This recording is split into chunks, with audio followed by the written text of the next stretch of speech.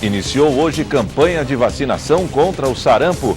Presidente Jair Bolsonaro sancionou sem vetos a lei que limita os gastos para as campanhas de prefeitos e vereadores.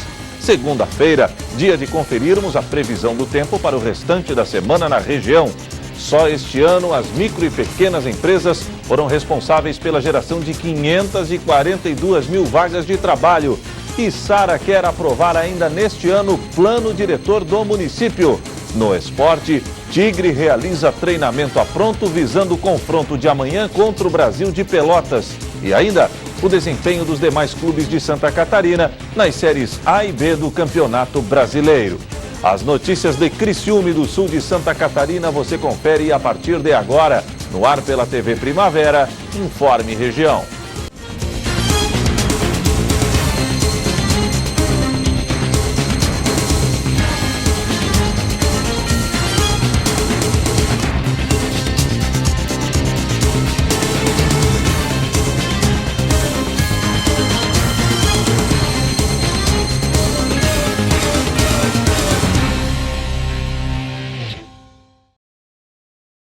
Hoje é segunda-feira, dia 7 de outubro de 2019. Para você que sintoniza a tela da TV Primavera, uma boa noite. Iniciou hoje a campanha de vacinação contra o sarampo. A doença que esteve praticamente erradicada voltou a preocupar as famílias brasileiras. Confira na reportagem da jornalista Débora Correia. A campanha nacional de vacinação contra o sarampo começa nesta segunda-feira em todos os postos de saúde do país. Em Criciúma, as unidades já estão preparadas para atender a população. A coordenadora do setor de imunização da Vigilância Epidemiológica de Criciúma conta que a campanha é para reforçar a importância da vacina, que já está disponível nos postos. A gente lembra que a vacina que protege contra o sarampo é a vacina tríplice viral, que protege contra o sarampo, a rubéola e a cachumba. Já é uma campanha que usa uma vacina que é de rotina, a vacina já está na geladeira, então a gente não teve que esperar o Ministério nos abastecer para que a gente começasse a campanha. 2 grupos de pessoas estão no alvo da campanha. O primeiro grupo é formado por crianças de 6 meses até menores de 5 anos. Trata-se da primeira etapa da campanha, que será dividida em 2 partes em períodos diferentes. A primeira começou no dia de hoje, dia 7 de outubro, e se estende até o dia 25 de outubro. Quem é que vai fazer parte dessa primeira etapa? As nossas crianças de 6 meses a menores de 5 anos. E a gente lembra que a primeira etapa vai contar com sábado, que vai ser dia 19 de outubro, e as nossas 44 salas de vacina vão estar abertas no horário das 8 às 17 horas, sem fechar ao meio-dia. Porque a gente lembra que o pai às vezes tem aquele compromisso de trabalhar, a criança está na escola e a unidade está aberta geralmente em horário comercial. Então, seguindo a indicação do Ministério da Saúde, a gente vai realizar um dia D, que será no dia 19 de outubro. Se a pessoa não consegue ir durante a semana, naquele período de 7 a 25, procura a unidade no sábado que a gente vai estar disponibilizando essa vacina. Já a segunda etapa da campanha de vacinação é voltada a outra faixa etária. O Ministério decidiu fazer a campanha em 2 etapas. Primeiro vamos focar na criança e num segundo momento a gente vai focar então no adulto de 20 a 29 anos. Aí a próxima etapa será em novembro, começa no dia 18, se estende até no dia 30. Dia 30 de novembro é um sábado e a unidade também vai estar aberta para a gente estar olhando a carteirinha do adulto. A gente lembra que o adulto que vai ter foco vai ser o adulto de 20 a 29 anos de idade. A coordenadora reforça que a campanha é para que a vacina seja aplicada em quem ainda não recebeu a imunização. Por isso, quem faz parte do público-alvo e tem dúvida se foi imunizado contra o sarampo, a orientação é para que procure uma unidade de saúde. O Ministério optou, então, por uma campanha seletiva e não indiscriminada. O que é seletiva? A gente vai fazer esse chamado, a gente espera 4.600 crianças nas nossas unidades para a gente fazer a verificação da carteirinha. A gente vai verificar, caso a criança já tenha recebido a sua dose de rotina, não vai precisar fazer, mas a gente salienta sempre a importância de procurar a unidade de saúde. A gente lembra que o calendário vacinal ele é um pouco complexo, a carteirinha de vacinação ela é um documento bastante complexo. Então, se o pai ou a mãe ficarem em dúvidas, não conseguem verificar a carteirinha, não conseguem identificar aquela vacina do sarampo, procura a nossa unidade nesse período, para que a gente consiga, então, verificar a carteirinha e, se necessário for, fazer a vacinação. Aos adultos, a orientação é para que também verifiquem sua carteirinha de vacinação e, se não encontrar solicitarem registro de imunização, procurem uma unidade para se vacinar. A gente vai fazer esse chamado do adulto de 20 a 29 anos, procure a sua carteirinha de saúde, veja onde é que está a sua carteirinha de vacinação para a gente verificar. Caso o adulto já tenha, também não precisa fazer. Caso não tenha dúvida, não achou o cartão de vacina, esgotou das possibilidades de verificar o seu histórico vacinal, a gente vai começar o esquema da VTV. A gente lembra que mulheres grávidas não podem receber essa vacina e após a aplicação em 30 dias a gente também pede que essa mulher não engravide. Então está pensando em engravidar, está fazendo algum tratamento, está suspeita de estar grávida, não aplica a vacina contra o sarampo. Confirma se está ou não grávida para então receber a sua dose. Em todo o Brasil, só esse ano já foram registrados mais de 4 mil casos de sarampo, além de outros 20 mil casos suspeitos que estão sendo investigados. A maior parte deles está em São Paulo, mas Santa Catarina também já registrou alguns casos. Por isso, a vigilância epidemiológica reforça a importância da vacinação. Nós precisamos bloquear a nossa população, a gente espera proteger a nossa população. Como é que a gente protege? Como é que a gente bloqueia? Como é que a gente impede que a patologia ou que a doença chegue? Fazendo, então, uma cobertura vacinal mais alta. Como é que a nossa cobertura vacinal vai aumentar? Se a gente se vacinar. Então, essa é a importância, manter a cobertura vacinal sempre alta, sempre elevada, para que a doença não chegue até a nossa região. A gente lembra que em Santa Catarina a gente está em torno de 21 casos. Na nossa região não temos notificação de suspeita e nem caso confirmado. Então, vamos manter o sarampo um pouco longe da gente e isso a gente consegue se vacinando. Então, a gente lembra, são 2 etapas da campanha, outubro e novembro, outubro para a criança e novembro para o adulto.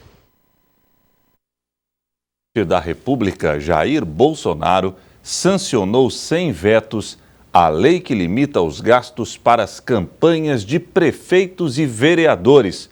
A reportagem é da jornalista Renata Rocha. O texto sancionado sem vetos pelo presidente Jair Bolsonaro trata da lei que estipula regras e limites de gastos nas campanhas eleitorais para prefeitos e vereadores. Os novos tetos apenas corrigem pela inflação o que foi determinado nas últimas eleições municipais. Como em 2016, os municípios com menos de 10 mil eleitores vão ter teto de 108 mil nas campanhas para prefeito e R$ 10.800 nas campanhas para vereador. Já os municípios com mais de 10 mil eleitores vão receber limites de gastos específicos, segundo uma tabela feita pelo Tribunal Superior Eleitoral em 2016, com base nos gastos da eleição de 2012. Nos 2 casos, os valores serão corrigidos pelo IPCA. Nos municípios onde houver segundo turno, o teto será de 40% daquilo que tiver sido permitido no primeiro turno. O candidato que investir na sua própria campanha ficará limitado a 10% do teto estabelecido para o cargo a qual concorre. De acordo com o TSE, São Paulo foi a cidade com maior limite de despesas para a campanha de prefeito, 45,4 milhões de reais. Já Recife ficou em último lugar, com 6,6 milhões. As mudanças na legislação eleitoral precisam ser feitas um ano antes do pleito. Ou seja, a lei foi sancionada no prazo limite para poder valer para a votação do ano que vem, que ocorrerá no dia 4 de outubro. Se não sofrer nenhuma outra alteração nos próximos anos, a lei também valerá para os pleitos seguintes. Para 2020, outras regras estarão em vigor. Entre elas, partidos não poderão fazer alianças para disputar vagas para as câmaras municipais, somente para as prefeituras. Apenas pessoas físicas poderão fazer doações para campanhas eleitorais. As doações serão limitadas a 10% dos seus rendimentos no ano anterior à eleição. A partir do dia 15 de maio do ano eleitoral, os pré-candidatos poderão fazer arrecadação prévia de recursos por meio de vaquinha eletrônica, mas a liberação do dinheiro ficará condicionada ao registro da candidatura. Na última sexta-feira, Jair Bolsonaro havia sancionado outro texto que tratava sobre fundo eleitoral e partidos políticos e teve trechos vetados pelo presidente. Entre os pontos retirados estão a recriação da propaganda político-partidária gratuita em rádio e TV, A eleição de candidatos ficha suja, com alteração na análise das condições de elegibilidade. Seria feita a utilização do fundo partidário para pagamento de multas. Os vetos ainda precisam ser analisados pelo Congresso. A seguir, Içara quer aprovar ainda no ano de 2019 o plano diretor do município.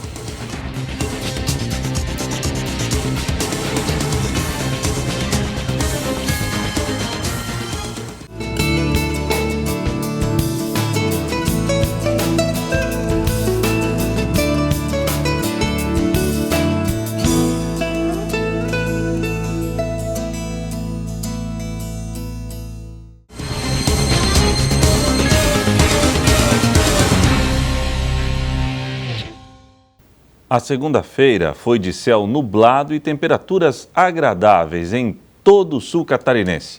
Confira agora a previsão do tempo para o restante da semana na região. A confirmação da melhora do tempo ocorre a partir de amanhã. Durante o período, apesar do céu estar parcialmente nublado, não teremos a presença da chuva. A temperatura mínima será de 13 graus e a máxima de 25. Na quarta-feira, o sol continuará prevalecendo na região. O céu ainda continuará parcialmente nublado. A mínima será de 12 graus e a máxima de 25 graus. Na quinta-feira, o cenário irá se repetir. Sol predominando em meio às nuvens. A mínima será de 14 graus e a máxima de 28. Na sexta-feira, a nebulosidade irá diminuir, mas o céu contará ainda com a presença de nuvens. O sol continua marcando presença em todos os períodos. A mínima será de 18 graus e a máxima de 32.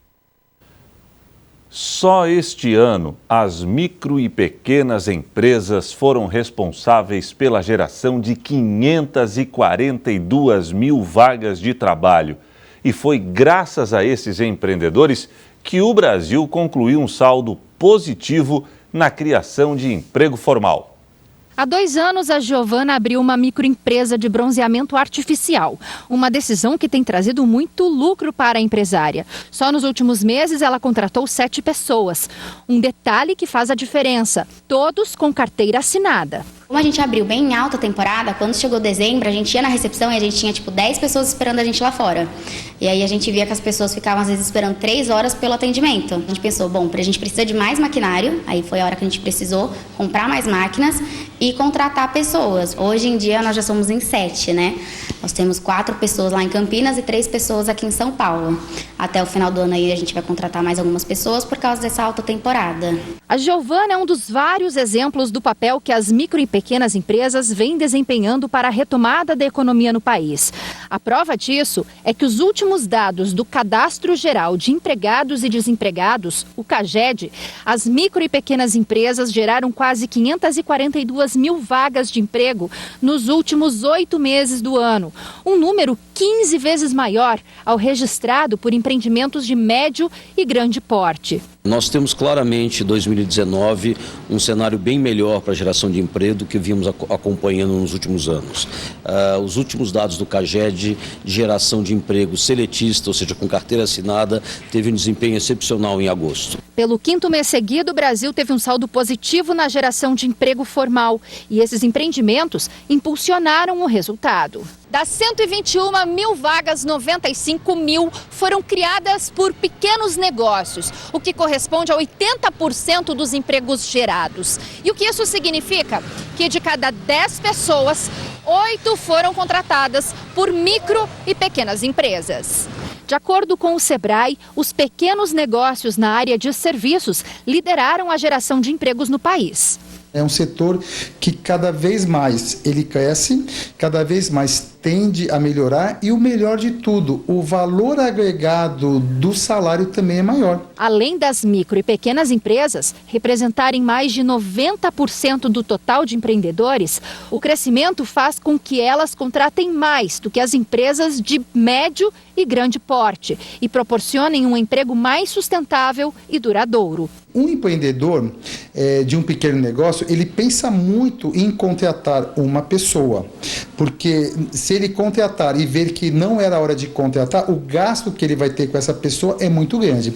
Então, quando ele faz uma contratação, essa contratação a gente diz que ela é mais sustentável, porque ele pensou muito para contratar aquela pessoa, ele vai necessitar daquela pessoa por um bom tempo, então essa pessoa vai durar mais na empresa. A expectativa é que o crescimento das micro e pequenas empresas se mantenham consistentes e gerem ainda mais postos de trabalho para continuar a contribuir com a crescente da economia do país. É um sinal de retomada, ainda ela é gradual, ela não é na velocidade que nós gostaríamos de estar vendo, mas é um sinal de inflexão, é um momento de continuidade de meses com um aumento significativo da contratação formal. Os vereadores do município de Içara pretendem aprovar o plano diretor da cidade ainda neste ano. Acompanhe. O projeto do Plano Diretor Participativo de Içara tramita na Câmara de Vereadores da cidade desde maio desse ano. O novo plano diretor prevê algumas mudanças que podem gerar bastante impacto, com alterações em autorização de construções e mudanças também na área rural. Por isso, a Câmara de Vereadores, além de realizar encontros semanais para discutir o projeto, tem levado a discussão também para as comunidades. Essa é a ideia, né, de todos os vereadores, a gente está se encontrando com as pessoas, marcando reuniões nas comunidades, conversando com as comunidades, conversando com as pessoas, para a gente saber o que é o melhor para a cidade e para aquela comunidade onde as pessoas moram. No fim do mês de setembro, a comunidade de Ponta do Mato se reuniu em uma audiência pública organizada pela Câmara de Vereadores. Segundo o presidente da Casa Legislativa, a comunidade é contra a proposta de implantação de uma nova área de proteção ambiental, que abrangeria também Terceira Linha e Linha do Meio, em uma área de mais de 280 hectares. Lá tinha uma área de preservação, que era uma APA, né? Abrangia uma comunidade, várias comunidades agrícolas, e aonde foi a preocupação de todas as pessoas daquela comunidade. Então, por isso que todos os vereadores, né, juntamente marcamos essa audiência e lá fomos, escutamos a comunidade e lá foi decidido que lá não vai existir APA. Fomos todos os 15 vereadores, lá foi por unanimidade, toda a comunidade, foi feita uma votação na comunidade e lá a comunidade pediu para não ter APA. Então, juntamente com todos os vereadores, não vai existir APA naquela região da Ponta do Mato. Além dessa audiência, o presidente conta que a Câmara tem realizado vários encontros para estreitar o contato com as comunidades. Essa foi a ideia, né, de fazer a sessão itinerante também nas comunidades, tanto que agora, semana que vem, vai ter mais uma sessão itinerante na região de Boa Vista, né, e lá a gente convida que a comunidade participe e vá até a Câmara de Vereadores, já que nós estamos levando a Câmara de Vereadores até a população, porque quanto mais a população estiver discutindo junto com todos os vereadores, melhor para toda a região. E para o presidente, a participação popular tem sido positiva. A gente via a reunião do plano diretor, quando a administração fazia a reunião, passava 20, 30 pessoas. E numa reunião que a gente fez, a Câmara fez, uma audiência pública, deu 300 pessoas. Então, isso é muito importante, a presença da população, para ter aonde fazer o que realmente a população quer. Então, por isso, e a ideia de todos os vereadores é essa, é cada vez mais escutar a população. O plano ainda deve ser muito discutido antes da sua aprovação, já que há outras situações que precisam ser abertas à comunidade. Tem várias, por exemplo, né, no centro da cidade, tem pessoas que acham que tem que ter 1+8 de altura num prédio, daí tem pessoas que já acham que não. Então, tudo isso tem que discutir e conversar, até porque a gente sabe que tem várias pessoas que trabalharam esse plano diretor até agora, e agora foi para a Câmara de Vereadores, tem uma quantidade de delegados, de pessoas que são da cidade, que discutiram a cidade com a empresa que fez o plano diretor, então tudo isso tem que escutar, tanto um lado, tanto outro. Então, por isso que todos os vereadores, nós vereadores, estamos fazendo as audiências públicas, conversando com a população, indo até as comunidades, conversando nas comunidades para fazer o melhor para todos. A expectativa é de que o novo plano diretor seja aprovado ainda esse ano. Essa é a ideia de todos os vereadores, né? A gente está trabalhando o máximo, fazendo reunião toda semana, todas as quarta-feiras, às 5 horas da tarde na Câmara de Vereadores, e isso é a ideia de todos os vereadores, nós aprovar até o dia 15 de dezembro. A seguir, Tigre realizou hoje à tarde treinamento a pronto, visando o confronto de amanhã pelo Campeonato Brasileiro da Série B contra o Brasil de Pelotas.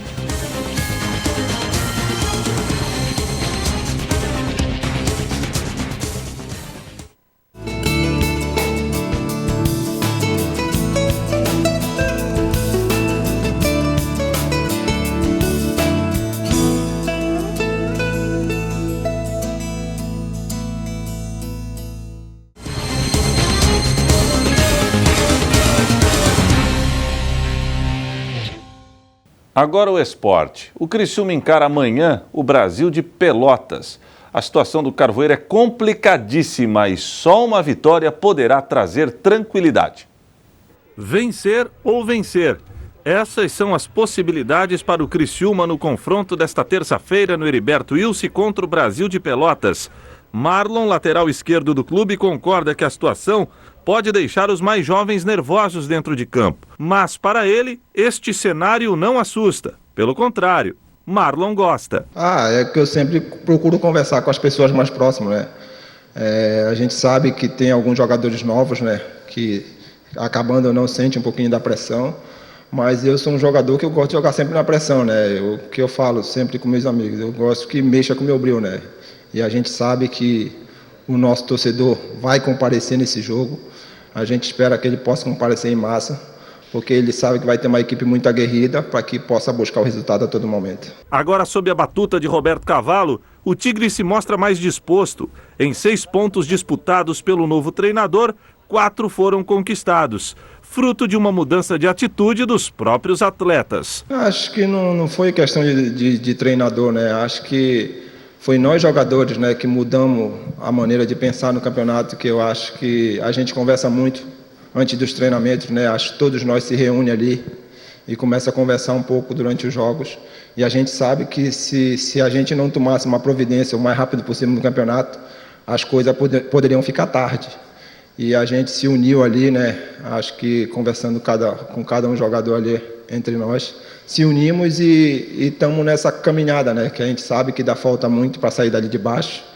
E a gente vai trabalhar para que isso possa acontecer o mais rápido possível. O adversário desta terça é um velho conhecido do lateral que já atuou no Brasil por algumas temporadas. Um conhecimento que poderá ser útil para o Tigre. Então, né? Ontem eu estava até procurando conversar com o professor Cavalo e passar, né, algumas informações que a gente sabe, né, que vai passando e chega jogadores novos lá.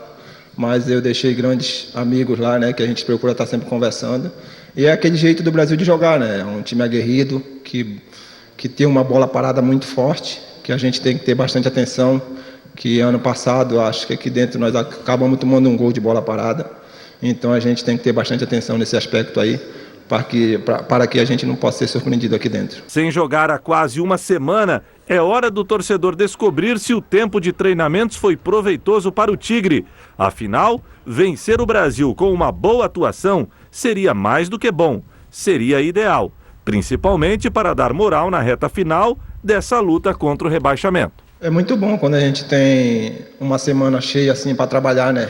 Acho que os jogadores que estão mais desgastados procuram descansar, para que a gente possa focar totalmente também nos treinamentos, para que quando tiver a próxima partida a gente possa estar bem descansado, possa entrar lá e possa ajudar a equipe. Bom, e para fechar o Informe Região desta segunda-feira, vamos conferir o desempenho dos demais clubes de Santa Catarina nas séries A e B do Campeonato Brasileiro. Para os catarinenses, a rodada começou na terça-feira.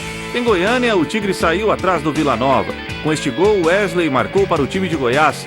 O Carvoeiro reagiu com Thales, porém o empate não foi suficiente para tirar o Criciúma da zona do rebaixamento. O Figueirense em casa recebeu a visita do Oeste. Fábio fez o primeiro dos paulistas, Oeste 1-0. Fábio fez mais um para o clube de Barueri, Oeste 2-0. Andrigo descontou para o Figueira. Final Figueirense 1, Oeste 2. Na Série B, o Bragantino está tranquilo na liderança com 54 pontos. O Atlético Goianiense é o segundo com 45 pontos e 12 vitórias. O Sport com 45 pontos e 11 vitórias é o terceiro. O Botafogo de Ribeirão Preto fecha o G4 na quarta posição com 39 pontos. O CRB é o quinto e soma 38 pontos e 11 vitórias. O América Mineiro vem na sexta colocação com 38 pontos e 10 vitórias. O Paraná tem 38 pontos e 9 vitórias e figura na sétima posição. Na oitava colocação está o Coritiba, que soma 37 pontos. O Operário do Paraná é o nono e soma 36. Na décima colocação está a Ponte Preta, que tem 35 pontos. O Criciúma, com 27 pontos, abre a zona do rebaixamento na 17ª colocação. O Figueirense é o 20º e soma 23 pontos ganhos. A 27ª rodada da Série B será realizada amanhã. Em Ribeirão Preto, às 7h15 da noite, o Figueira duela frente ao Botafogo. Já o Tigre vai encarar em casa o Brasil de Pelotas. A partida será às 8h30 da noite. Agora vamos de Série A. Em Chapecó, a Chapecoense recebeu a visita do líder Flamengo. Bruno Henrique, em posição duvidosa, fez o gol da vitória do Fla. Final Chapecoense 0, Flamengo 1. Em Maceió, o Avaí encarou o CSA e os donos da casa pularam na frente com este gol de Ricardo Bueno. CSA 1-0. O Avaí reagiu. Jonathan deixou tudo igual, 1-1. Mas o CSA também tinha o Jonathan. E Jonathan Gomes não deixou por menos, CSA 2-1. No final do jogo, a Apodi fez mais um para os donos da casa. Final, CSA 3, Avaí 1. Na Série A, o Flamengo disparou na liderança e soma agora 52 pontos. O Palmeiras com 47 é o segundo. O Santos soma 44 pontos e é o terceiro. Na quarta posição, com 42 pontos, está o Corinthians. O São Paulo com 39 é o quinto. O Internacional tem 38 e é o sexto. Na sétima posição, com 37 pontos, está o Bahia. O Grêmio tem 35 e é o oitavo. O Atlético Paranaense com 34 é o nono. E o Goiás com 33, o 10º. Os catarinenses continuam nas duas últimas posições na zona do rebaixamento. O Avaí é o 19º e soma 16 pontos. Na 20ª posição, com 15 pontos, está a Chapecoense. A 24ª rodada para os catarinenses inicia na quarta-feira. A Chapecoense vai ao Ceará encarar o Fortaleza. O jogo está marcado para 20h30 da noite. Na quinta-feira, o Avaí recebe a visita do Vasco em Florianópolis. O embate tem horário agendado para 7h15 da noite. E o Informe Região desta segunda-feira fica por aqui. Voltarei amanhã, se Deus assim permitir. Boa noite.